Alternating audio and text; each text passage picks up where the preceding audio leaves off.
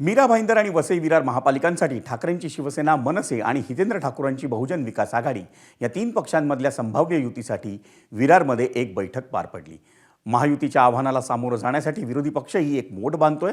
त्यासाठी भवियाचे अध्यक्ष आणि माजी आमदार हितेंद्र ठाकूर यांनी ठाकरेंच्या शिवसेनेचे माजी खासदार विनायक राऊत, आमदार मिलिंद नार्वेकर, माजी आमदार विलास पोतनीस आणि मनसे नेते अविनाश जाधव यांच्याशी आज चर्चा केली।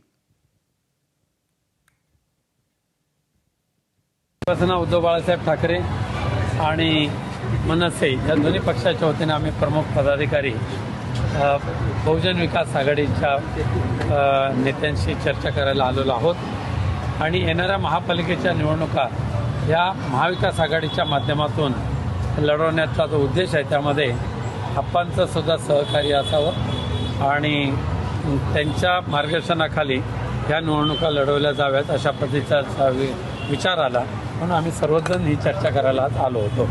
मला असं वाटतं की आमच्या सर्व पक्षांचं मिळून एका बाबतीत एक निर्णय झालेला आहे की आम्हाला एकत्र लढायचं आहे, ही निवडणूक ताकदीने लढायची आहे आणि इथला वसई विरार महानगरपालिकेचा भविष्याचा जो महापौर असेल तो आमच्या आघाडीचाच असेल। त्यामुळे आम्ही लढणार आहोत आणि जिंकणार आहोत।